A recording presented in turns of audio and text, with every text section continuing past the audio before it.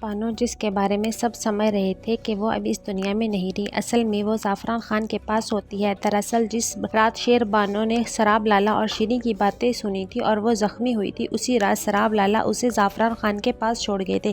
اس کا مقصد تھا کہ وہ زعفران کے ذریعے اپنی بہن کو چھپا سکے اور اپنی اصلیت کو چھپا سکے۔ اسی رات زعفران خان اور سراب لالا کے درمیان ایک ڈیل ہوئی تھی۔ زعفران خان نے سراب لالا کو کہا تھا کہ اگر تم اپنی بہن کو بچانا چاہتے ہو تو تمہارا کام ہے کہ تم جلد از جلد سربلند خان کو قتل کر دو۔ ساتھ ہی اس نے یہ دھمکی دی تھی کہ اگر وہ یہ کام جلد از جلد پورا نہ کر سکا تو وہ شیر بانو کے ذریعے سراب لالا کی حقیقت کھول دے گا۔ لیکن اب زعفران خان کا دیا ہوا وقت ختم ہو چکا ہوتا ہے۔ تبھی زعفران خان کا خاص آدمی سراب لالا سے آ کر کہتا ہے کہ زعفران خان نے آج رات تمہیں کالی پہاڑی کے پیچھے ملنے کے لیے بلایا ہے، اور ساتھ ہی ساتھ اس نے سراب لالا کو یہ بتایا کہ سربلند نے جس لڑکی کے ساتھ نکاح کیا ہے وہ توسم خان کی محبت ہے، اور سربلند کو سراب لالا کی غداری کے بارے میں بھی پتہ چل گیا ہے۔ اور یہ سنتے ہی زعفران خان کا شیطانی دماغ چلنے لگتا ہے اور وہ حکم دیتا ہے کہ شیر بانو کو اب سربلند خان کی حویلی میں چھوڑ دو، تاکہ شیر بانو سراب لالا کی حقیقت کھولے گی اور سربلند سراب لالا کو قتل کر دے گا۔ اسی وقت میں توسم خان کو بڑھاؤں گا کہ جس لڑکی سے تم محبت کرتے ہو اب وہ سربلند کی بیوی بن گئی ہے۔ یہ کہہ کر زعفران خان زور زور سے ہنسنے لگتا ہے۔ دوسری طرف جیسے ہی شیر بانو حویلی پہنچتی ہے تو وہ سراب لالا کے پاؤں کے نیچے سے زمین نکل جاتی ہے۔ وہ فوراً زعفران خان کو فون کرتا ہے، لیکن اب زعفران خان اس کے ساتھ غداری کر چکا ہوتا ہے۔ سراب لالا سر پکڑ کر بیٹھ جاتا ہے کہ وہ دل ہی دل میں فیصلہ کرتا ہے کہ سب سے پہلے وہ سربلند خان کو جلد از جلد ختم کرے گا اور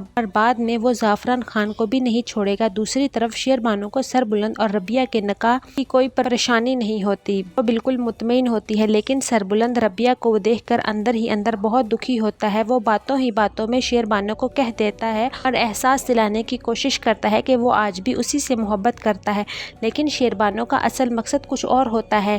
اس کا اصل مقصد یہ ہوتا ہے کہ وہ سربلند کو سراب لالا سے بچانا چاہتا ہے۔ وہ سربلند سے کہتی ہے تم اسی وقت میرے بھائی کو حویلی سے نکال دو، اسے سزا دو، کیونکہ وہ سزا کا حقدار ہے، وہ غدار ہے، شیردل لالا کو قتل کیا ہے۔ حویلی میں جو کچھ بھی ہوا اس کے پیچھے میرے بھائی کا ہاتھ ہے۔ سربلند پریشان ہو کر شیر بانو سے یہ پوچھتا ہے کہ وہ اتنے دن کہاں تھی۔ شیر بانو اسے پوری حقیقت بتا دیتی ہے۔ اگلے ہی پل سراب لالا ان دونوں کے سامنے آ کر کھڑا ہو جاتا ہے۔ وہ شیر بانو سے کہتا ہے اس نے اپنے بھائی کی اصلیت کھول کر بالکل اچھا نہیں کیا۔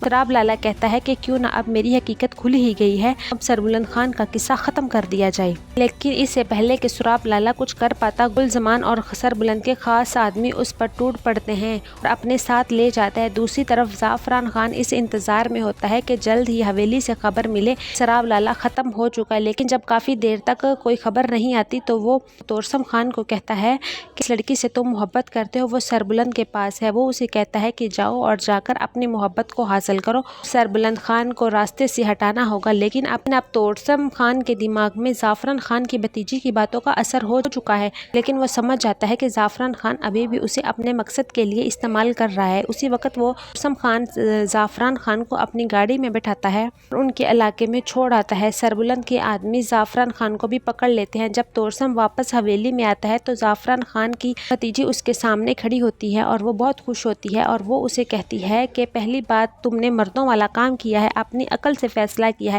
لیکن اگلے ہی پل میں توسم کے موبائل میں ایک تصویر آتی ہے اور وہ تصویر سربلند اور ربیہ کے نکاح کی ہوتی ہے۔ تصویر دیکھتے ہی توسم خان کے پیروں تلے زمین نکل جاتی ہے اور وہ کہتا ہے کہ ماما سچ کہہ رہا تھا، مجھے اس کی بات پر یقین کر لینا چاہیے۔ لیکن زعفران خان کی بھتیجی اپنے دل کی بات سامنے رکھ دیتی ہے کہ وہ کہتی ہے کہ مجھے کون اپنائے گا، لیکن میں تو تمہارے سہارے بیٹھی ہوں، بھول جاؤ اور مجھے اپنا لو۔